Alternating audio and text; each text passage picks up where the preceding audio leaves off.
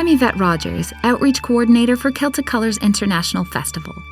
Over the years, I've been so fortunate to travel to almost every corner of Cape Breton Island to work with some remarkable people who help make their communities what they are. This summer, I traveled around the island and met up with some folks along the way. Join me on a road trip and explore some of the unique communities and vibrant cultures that make this beautiful island the home of our hearts.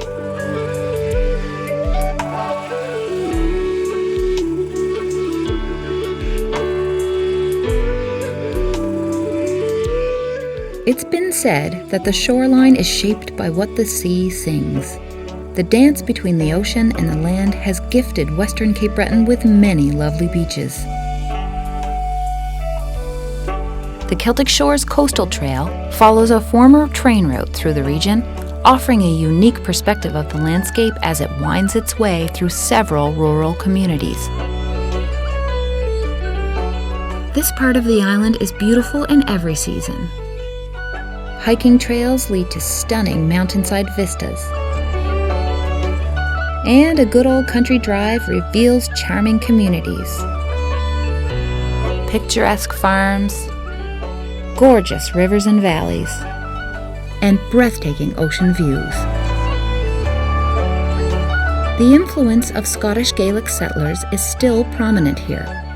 The culture, language, music, and dance continues to be passed down through the generations. Folks share stories and tunes in family kitchens, and some bring them to the stage. You may be familiar with a few.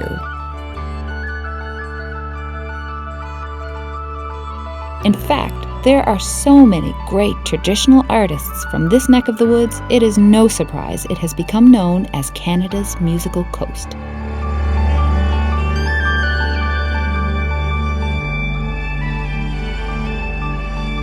In the community of Derrick, you'll find the Celtic Music Interpretive Centre. Through education, research, and performance, they offer the opportunity to learn more about Cape Breton's Celtic music and dance traditions. I stopped into West Mabou to visit Derrick and Melody, artists and steadfast community volunteers who have helped keep culture an intrinsic part of life here.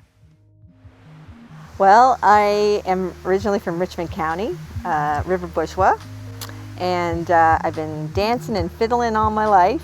And my dad was a singer and a step dancer himself, and I was brought up in a step dancer and fiddling, and then Derrick came along and we became a duo. Yeah. And actually we met through West Mabou dances. The West Mabou Development Association started off as West Mabou Sports Club and then became a development association a few years later, and had recreational facilities in a hall. And the main fundraising for the association was the activities going on in the hall, and that main activity was West Mabou Square Dances, which actually, they've been a very successful square dance series. They've gone on, as I said, a long time. We always kept the family dances. Very important to us that all ages come, because I think it's a way of passing on these traditions to the younger generations. I mean, most of these sets were limited to 4 couples. That's the way they should be danced. And some of the sets, because of the way the patterns work on the floor, it has to be 4 couples. And if it isn't 4 couples, they actually can't do the set. You know, if you had more than 4 couples, it just doesn't work. With the Inverness County set, the way it's danced today, I suppose it's loosened up a little bit. I think part of the reason why some of that is loosened up a bit is because we do have young people coming to the West Mabou dance. We have young people coming to the Glencoe square dances. Those are your 2 family square dances in this area. They kind of want to jump in with their friends sometimes. 4 couples limits that somewhat. Also, you have a lot of visitors. We have to recognize that. These dances, one of the reasons why they are working well is because we have the visitors. This adds to the bodies coming through the door, it adds to fundraising. A lot of these dances are run by community organizations. Fundraising is important.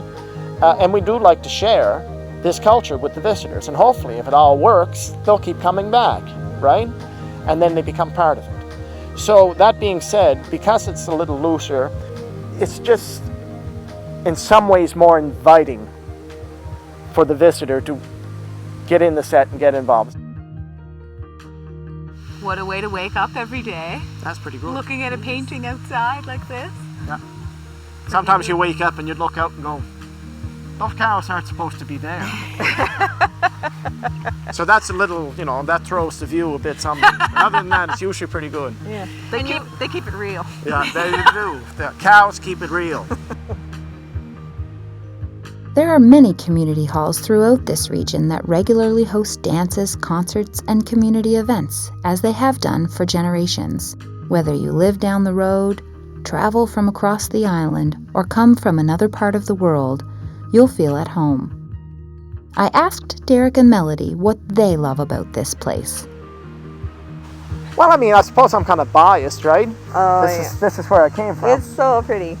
Well, I come from Richmond County, so the first time I came to Mabou was from Mabou Gaelic, and I was 12 years old. I came over the road, and the first thing I seen was those mountains, and something just caught me. I just loved this place. I just couldn't explain. And the people here, when we got married, were so welcoming. Our neighbors, you couldn't find nicer neighbors. They're always willing to pitch in, help out. Anything going on, they're there for you. I never wanted to be anywhere else. No. This is where we want to live, and we're very happy and fortunate that we could stay here.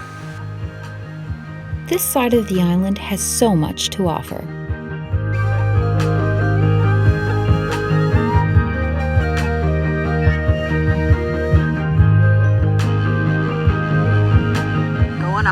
Go on a hike.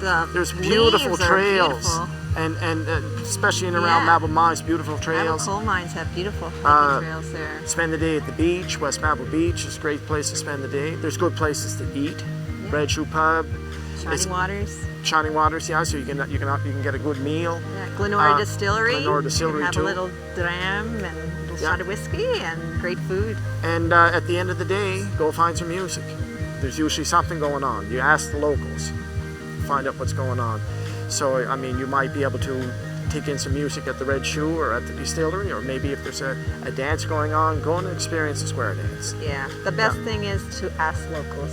They know exactly where to go. Even the staff in these places that we're talking about where you might go to get a bite to eat, they're usually pretty good at helping people find out what's going on later in the evening. So I'd say enjoy the outside through the day and then go find some music when the evening comes. A good session. Yeah.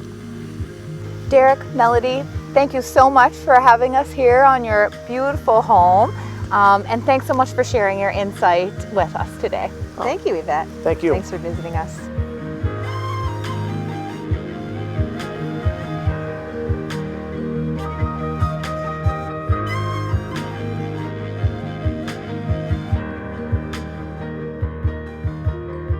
With the rhythm of the waves keeping time, this musical coast shore plays a tune on my heartstrings.